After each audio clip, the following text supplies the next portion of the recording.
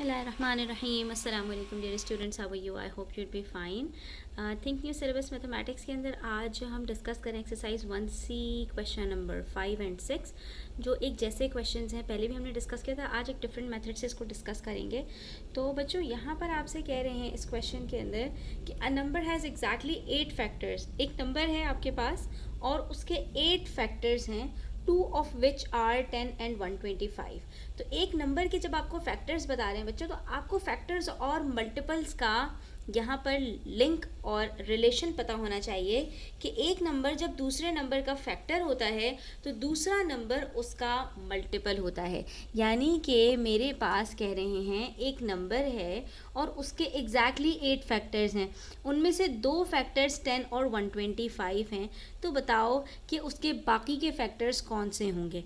तो यहाँ पर आपने कुछ नहीं करना, सिर्फ और सिर्फ आपने 10 और 125 का एलसीएम फाइंड आउट करना है, दैट्स इट। और वो भी हम किससे करेंगे? वो भी हम डिवीजन मेथड से करेंगे, क्योंकि डिवीजन मेथड हमें इजीली तमाम नंबर्स का एलसीएम एक साथ बता देता है। ठीक है, तो हम 125 और 10 का एलसीएम फाइंड आउट कर लेते हैं और उसके बाद हम इजीली इसको सॉल्व कर पाएंगे।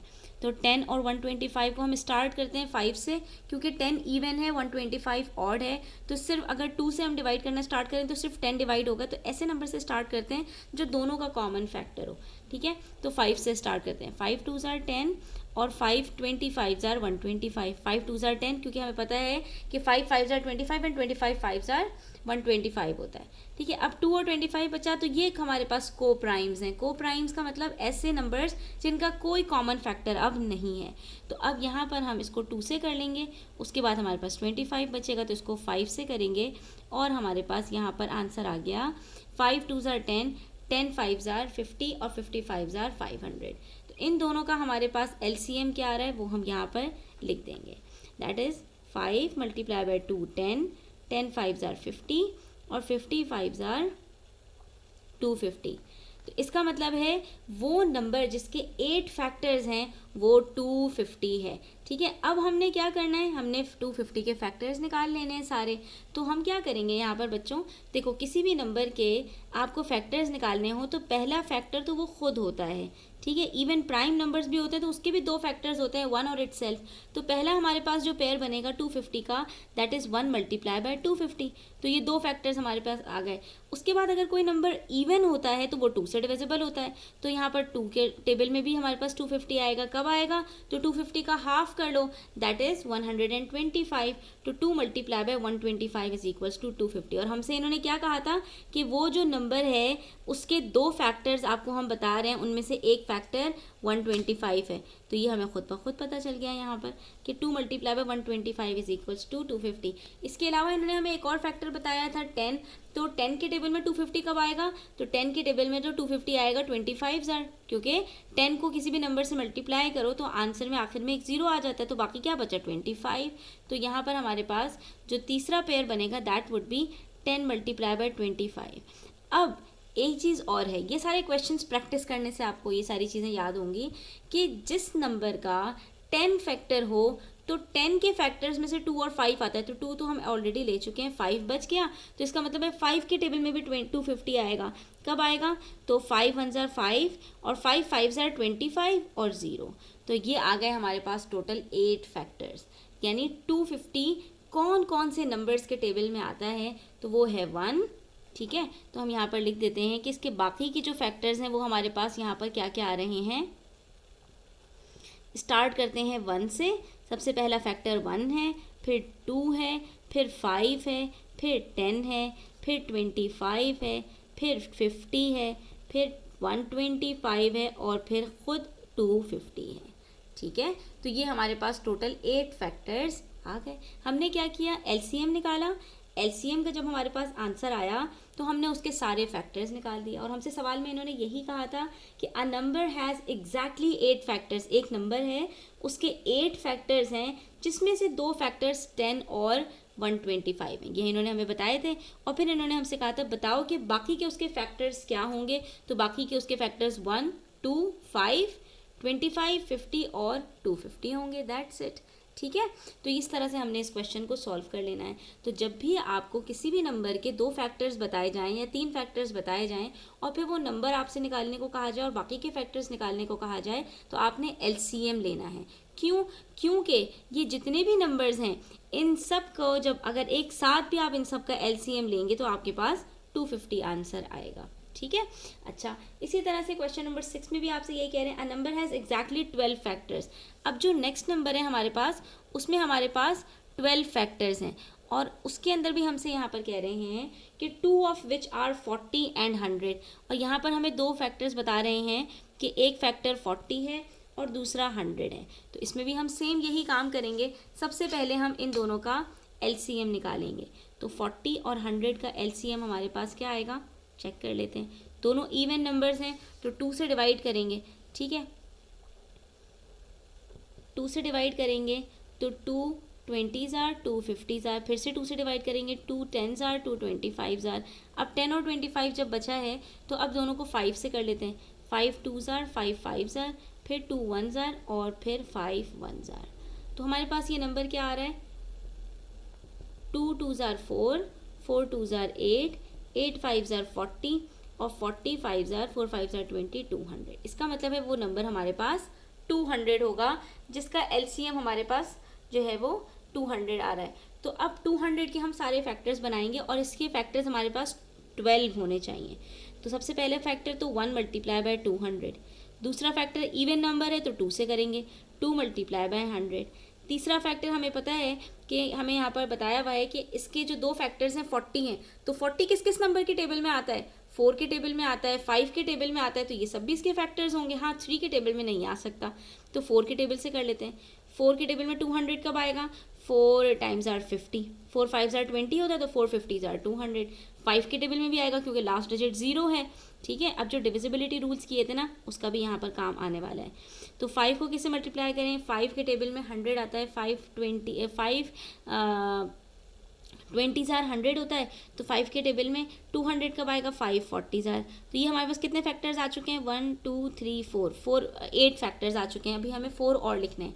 तो अब यहाँ पर लास्ट के 2 डिजिट्स हमारे पास 0 भी आ रहे हैं, इसका मतलब है कि ये 10 के टेबल में भी आएगा। तो 10 के टेबल में कब आएगा, 10 मल्टीप्लाई बाय 20, 10 20s आर भी 200 होता है।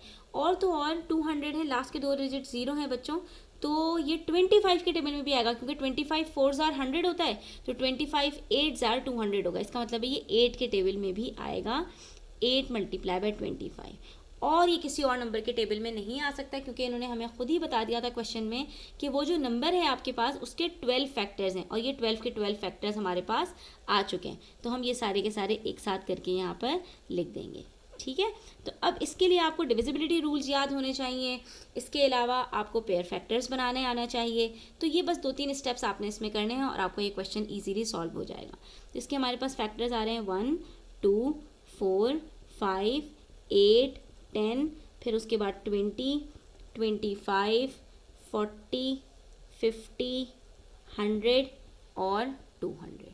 ये सारे फैक्टर्स हमारे पास 200 के आ रहे हैं और ये पूरे 12 फैक्टर्स हैं। इसमें से इन्होंने हमें कौन से 2 फैक्टर्स बताए थे, इन्होंने हमें 40 और 100 बताया हुआ था और बाकी के 10 फैक्टर्स हमें इन्हें निकालने के लिए कहे थे। तो हम यहाँ पर देख सकते हैं कि बाकी हमारे पास जो 10 फैक्टर्स हैं वो 1 2 4 5 8 10 20 25 50 और 200, दैट्स इट। तो हमें इस तरह के क्वेश्चंस के अंदर सिर्फ एलसीएम लेना है और एलसीएम लेने के बाद हमने पेयर फैक्टर्स बना देने हैं, जो भी आंसर आएगा हमारे पास, और हमारा जो क्वेश्चन है कम्प्लीटली सॉल्व हो जाएगा। ठीक है। अच्छा बच्चों, इसके एडवांस लेवल के अंदर भी एक क्वेश्चन हमारे पास सेम सॉर्ट का है, पेज नंबर 21 के ऊपर, क्वेश्चन नंबर 17। यहाँ पर हमसे कह रहे हैं find 2 numbers that each have exactly 16 factors, 2 of which are 8 and 12।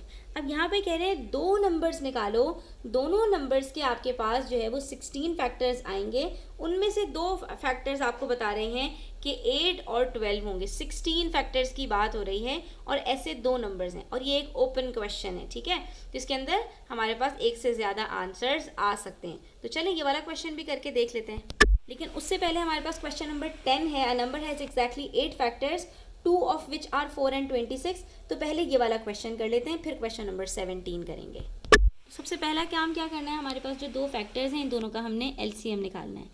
तो हमारे पास यहाँ पर दोनों इवन है, 2 से निकाल लेते हैं। 2 2 ज़ार 4, 2 13 ज़ार, 2 1 ज़ार 2, 13 बच गया, और 13 1 ज़ार 13।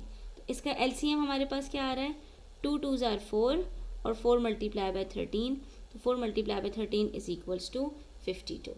ठीक है, ये नंबर हमारे पास 52 आ रहा है। अब 52 के हम फैक्टर्स बनाएंगे, तो 1 मल्टीप्लाई बाय 52, फिर इवन नंबर है तो 2 मल्टीप्लाई बाय 26, 2 के टेबल में 26 जो है वो 52 आता है। 3 के टेबल में नहीं आ सकता, 4 के टेबल में आ सकता है क्योंकि 2 2 ज़ार 4 होता है। ठीक है, तो 4 के टेबल में कब आएगा, 4 मल्टीप्लाई बाय 13।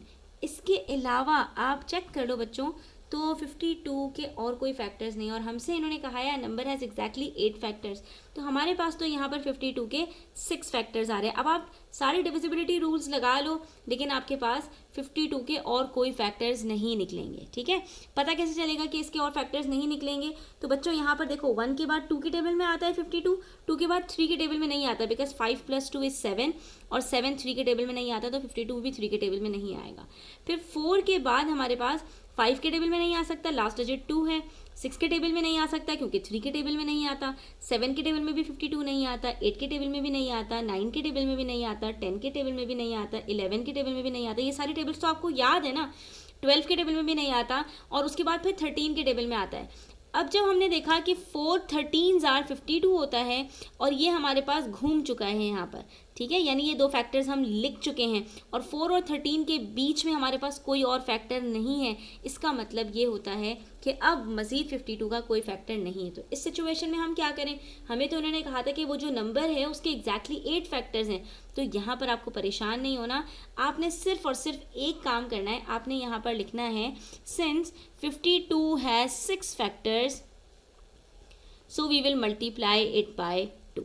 ठीक है, तो हम क्या करेंगे, 52 को मल्टीप्लाई कर देंगे 2 से, और अब जो हमारे पास नंबर आएगा 104, इसके हमारे पास टोटल 8 फैक्टर्स निकल आएंगे। 6 फैक्टर्स तो वही होंगे जो ये गिवन है, और बाकी के हमारे पास 2 फैक्टर्स और आ जाएंगे क्योंकि हमने इसको डबल कर दिया। तो अब हमारे पास जो फैक्टर्स ऑफ 104 हैं वो हम यहाँ पर लिख लेते हैं। तो इसके लिए हमने क्या करना है, वापस जाएंगे, इसके भी पेयर्स बनाएंगे। 1 मल्टीप्लाई बाय 104, फिर 2 के टेबल में भी आएगा, ये 4 के टेबल में भी आएगा। 2 मल्टीप्लाई बाय 52 ज़ार, 4 के टेबल में कब आएगा, 4 मल्टीप्लाई बाय 26 ज़ार। तो अब नेक्स्ट पेयर क्या होगा, हमें पता था 13 के टेबल में भी आएगा, तो 13 के टेबल में 104 कब आएगा, 8 टाइम्स। तो 8 multiply by 13 is equals to 104, और ये हमारे पास टोटल 104 के 8 फैक्टर्स आ चुके हैं, जिसमें से 2 हमें गिवन थे, 4 और 26, बाकी के हमने यहाँ पर निकाल लिए हैं। ठीक है, तो हम यहाँ पर ये सारे फैक्टर्स लिख देंगे। चलें, आज के लिए इतना ही। इंशाल्लाह नेक्स्ट वीडियो में हम क्वेश्चन नंबर 17 भी सॉल्व करेंगे। ठीक है, और कोशिश कीजिएगा कि आप लोग भी इस क्वेश्चन को सॉल्व करें। इनिशियली जब आप 8 और 12 का एलसीएम फाइंड आउट करोगे बच्चों, तो आपके पास 24 आंसर आएगा, और 24 के मैं आपको बता दूं सिर्फ 8 फैक्टर्स होते हैं, और इस क्वेश्चन में आपसे कहा है कि आपको 16 फैक्टर्स चाहिए। तो आप इसको डबल करेंगे 24 को, तो आपके पास 48 आंसर आएगा। 48 के फैक्टर्स निकालेंगे तो 10 फैक्टर्स निकलेंगे, यानी सिर्फ 2 फैक्टर्स आपके पास बढ़ जाएंगे। ठीक है, तो आप इसको क्या करेंगे, आप 3 से मल्टीप्लाई करके देखें 24 को, तो 24 जो एलसीएम आ रहा है ना, हम उसी को जो है वो मल्टीप्लाई करके चेक करेंगे कि कौन सा नंबर हमारे पास आता है कि जिसके 16 फैक्टर्स बन जाए। तो फिर आप जब 3 से इसको मल्टीप्लाई करेंगे तो 72 आंसर आएगा। 72 में भी आपके पास सिर्फ इसके 12 फैक्टर्स ही बन पाएंगे, अभी भी 16 नहीं हो पाएंगे। तो इस तरह से हमने इसके कॉम्बिनेशंस बनाने होंगे, तो इंशाल्लाह उसको हम नेक्स्ट वीडियो में डिस्कस करेंगे। तब तक अपना ख्याल रखें, चैनल पर नए हैं तो सब्सक्राइब करते जाएं, वीडियो अच्छी लगी हो तो लाइक करें, अपने फ्रेंड्स के साथ ज़रूर शेयर करें। टेक केयर, अल्लाह हाफिज़।